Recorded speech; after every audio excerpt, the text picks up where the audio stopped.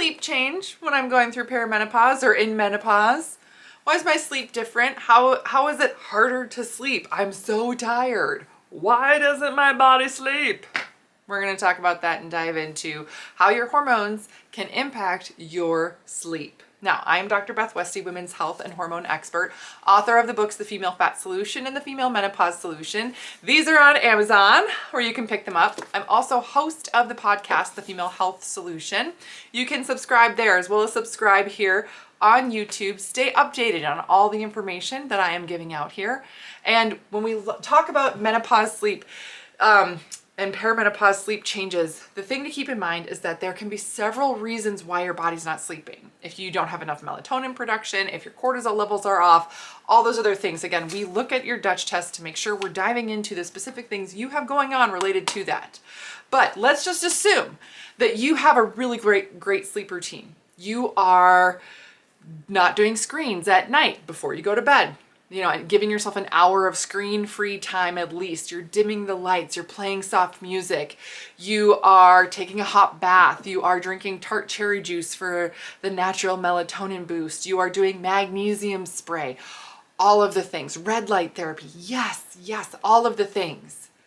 And you're like, I've been doing this routine for a couple of months and I'm still having a hard time sleeping. I wake up in the middle of the night, I have a hard time getting back to sleep. What the heck is going on? Besides looking at your cortisol, it's important to understand the estrogen and progesterone relationship with sleep. Now, progesterone naturally will help your system wind down, calm down, and relax more. Great. But if you have an imbalance between estrogen and progesterone, or more estrogen dominance, which often comes with PCOS, endometriosis, fibroids, all those estrogen dominant issues, you oftentimes will have an issue sleeping then during that progesterone phase.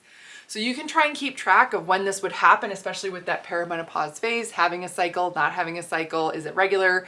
Am I having trouble sleeping related to my hormones? But ultimately it comes down to how your body's processing it, and that is through liver and gut. Liver and gut, they process the majority of that estrogen and progesterone. And when there's an issue in that process, it will impact how well your body can sleep, rest, and repair. Now, sleeping is really important because your body's main job is supposed to detox at night. These main processes are active at night, and if there is a hitch in that process, a log jam somewhere along the way, it can activate most at night. In fact, when we look at Chinese medicine, which is what I am licensed in Chinese medicine and acupuncture, we are looking at that time frame in the middle of the night, right?